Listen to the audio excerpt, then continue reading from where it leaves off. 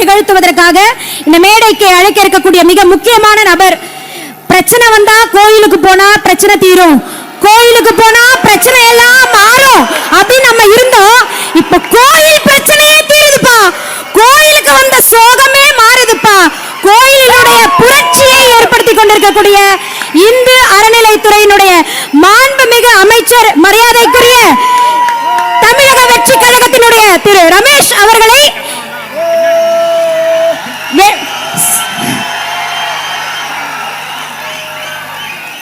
நேரமின்மை காரணமாக 3 நிமிடங்கள் சிறப்புரை வழங்கும்படி பணிவன்போடு கேட்டுக்கொள்கின்றோம்.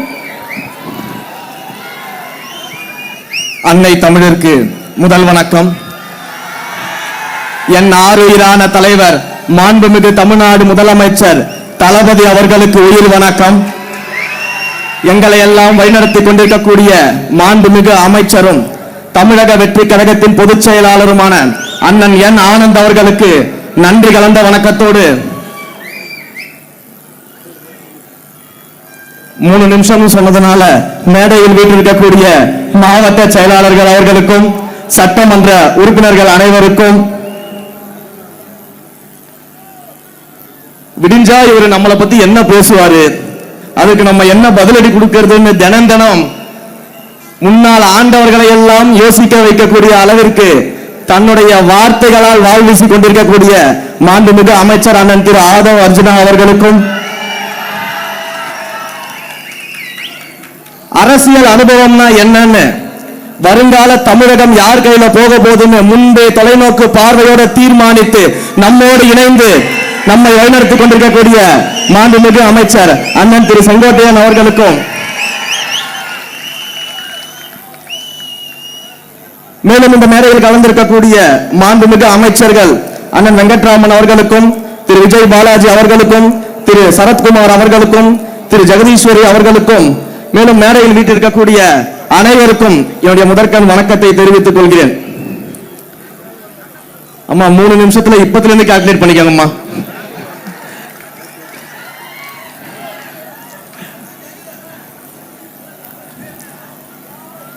தமிழ்நாட்டிற்கு கடந்த 50 வருஷமா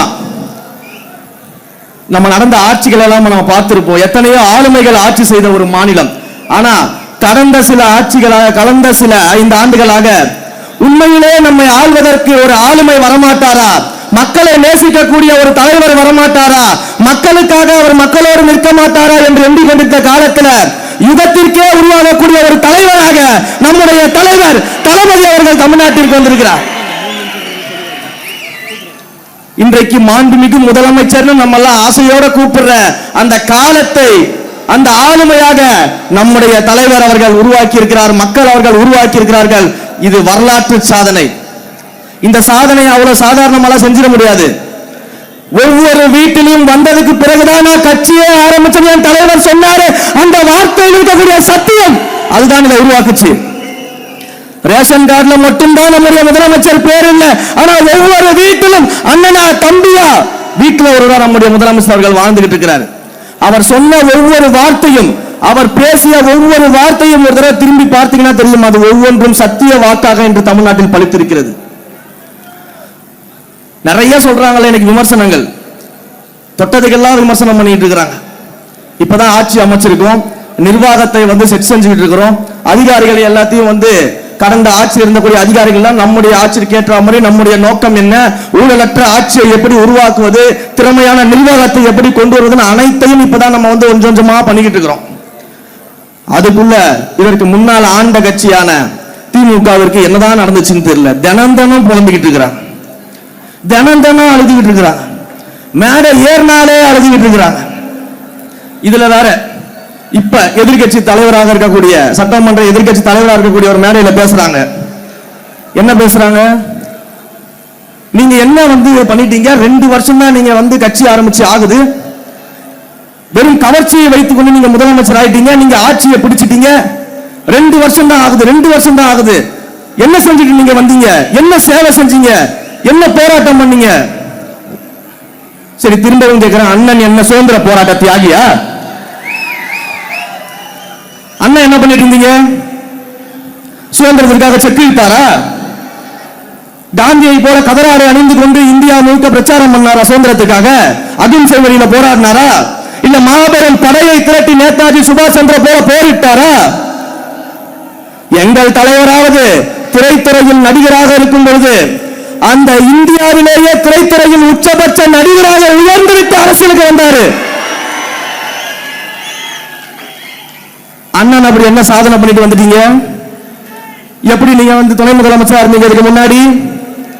அப்ப யாரு யாரை பார்த்து கேள்வி கேட்கறதீங்க? 30 வருஷம், ஒரு வருஷம் 2 வருஷம் கிடையாது, 30 வருஷம் ரசிகர் மன்றமா, நற்பணி மன்றமாக, மக்கள் இயக்கமாக, மக்களோடு மக்களாக நின்று சேவை செய்து அந்த மக்களுக்காகவே வாழ்ந்து இன்றைக்கு முதலமைச்சராக இருந்திருக்கக்கூடியவர் எங்களுடைய மாண்புமிகு முதலமைச்சர். உடனே பெரியாரை பத்தி தெரியுமா உங்களுக்கு? நீங்களாம் பெரியாரிஸ்டா?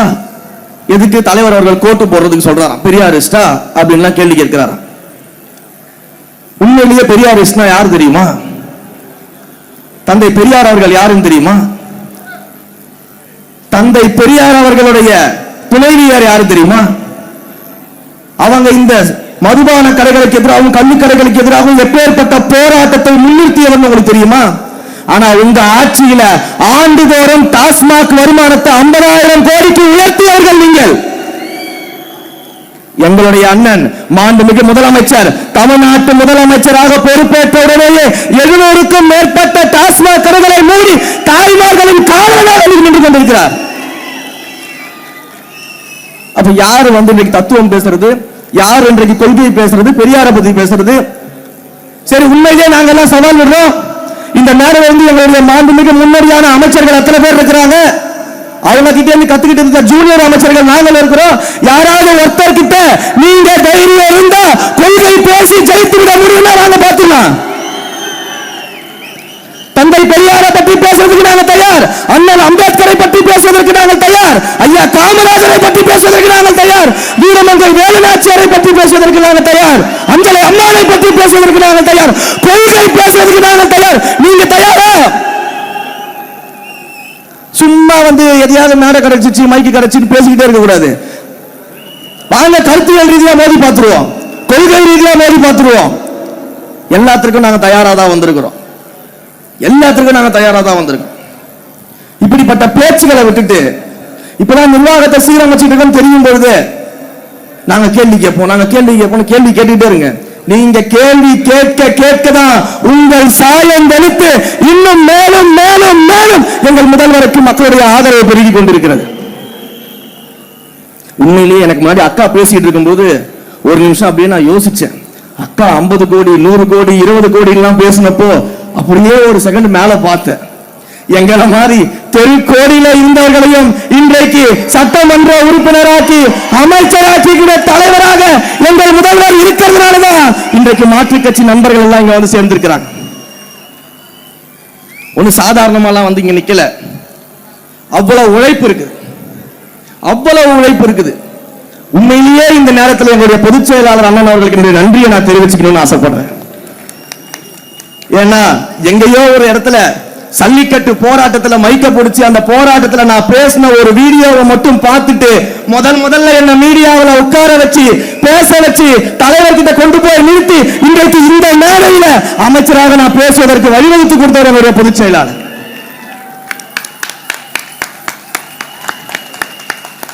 எந்த கட்சியில எனக்கு முன்னாடி பேசும்போது அண்ணன் ராவுத்தர் இப்ராஹிம் சொன்னார்ல, பொதுச் செயலாளரை ட்ரோல் பண்றாங்க, விமர்சனம் பண்றாங்க. அண்ணா, ட்ரோல் விமர்சனம் மட்டும்தான் பண்ண முடியும். அவரை மாதிரி இப்படி இருக்கக்கூடிய கடல் கோரி தொண்டர்களை மேடலற்ற எந்த கட்சியில் இருக்கக்கூடிய பொதுச் செயலாளரும் முடியாது. அப்ப அப்படிப்பட்ட உழைப்பாளிகளை கொண்டது நம்முடைய கழகம். இங்கே மேடையில் இருக்கக்கூடிய அத்தனை அமைச்சர்களும் எல்லாரும் பல அரசியல் கட்சிகளுடைய நுணுக்கங்களை தெரிஞ்சவர்கள், அரசியல் தெரிஞ்சவங்க, எங்களை விட அதிகமான எக்ஸ்பீரியன்ஸ் இருக்கவங்க. ஆனா ஏதாவது ஒரு விஷயம் நாங்க போய் அவங்க கிட்ட கேட்டோம்னா எந்த பாகுபாடும் பார்க்காம எந்த தலை கனமும் இல்லாம உடனடியாக அந்த பிரச்சனைக்கு அந்த விஷயத்துக்கு எங்களை வழிநடத்தக்கூடிய அமைச்சர்கள் இங்க இருக்கிறாங்க, சீனியர்ஸ். எந்த கட்சியில இருக்கும்? மற்ற கட்சியில எல்லாம் வந்து பக்கத்துல உட்கார கூட விட மாட்டாங்க. எங்களை பாருங்க எப்படி சரிசமமா உட்கார வச்சு எங்களுடைய மூத்த தலைவர்கள் எப்படி அழகு பார்க்கறாங்கன்னு சொல்லிட்டு. அப்ப இதுதான் தமிழக வெற்றி கழகம். இந்த மாண்பும் இந்த மரியாதையும் இந்த சுயமரியாதையும் சமத்துவமும் இன்றைக்கு தமிழ்நாட்டில் ஒரு கட்சியில இருக்குன்னா அது தமிழக வெற்றி கழகம் மட்டும்தான். நெஞ்ச தட்டி தெரியுமா சொல்லுவேன். அதனாலதான் இன்றைக்கு மாற்று கட்சி தோழர்கள் எல்லாம் நம்முடைய கட்சியை நோக்கி வந்து நம்மோடு சேர்ந்துட்டு இருக்கிறாங்க. வந்தாரை வாழ வைக்கும் தமிழ்நாடுன்னு சொல்ற போற வந்தாரை வாழ வைத்து அழகு பார்க்க கூடியவர் நம்முடைய தலைவர் முதலமைச்சர் அவர்கள். அதனாலதான் அந்த நம்பிக்கையோடு இன்றைக்கு வந்து கொண்டிருக்கிறார்கள். ஒரே ஒரு விஷயத்தை மட்டும் சொல்லி முடிச்சிடறேன். நான் கடந்த மேடையில் தலைவர் முன்னாடி சொன்னேன், எதிர்கட்சியே இல்லாத சட்டமன்றத்தை உருவாக்கும் வருங்காலத்துலன்னு. உடனே பாதி பேருக்கு கோபம் வந்துருச்சு. அது எப்படி சொல்ல முடியும்? அது ஜனநாயகமா அப்படின்னு. 234 தொகுதியில் நாங்க தான் ஜெயிப்போம் சொல்லும்போது அதுக்கு என்ன அர்த்தம்? 234 தொகுதியில் நாங்க தான் ஜெயிப்போம், அப்ப எதிரில் வர கட்சி இருக்க மாட்டாங்கன்னு அர்த்தம் சட்டமன்றத்தில். அப்ப அது மட்டும் ஜனநாயகமா? அதைத்தான் நான் கொஞ்சம் மாத்தி சொன்னேன். திரும்பவும் சொல்றேன், எல்லா மாதிரியும் சொல்லுவேன், இந்த சின்ன பசங்க வருங்காலத்துல எதிர்கட்சியே இல்லாத சட்டமன்றத்தில் எங்கள் தலைவரை முதலமைச்சராக அமர வைப்போம். நன்றி, வணக்கம்.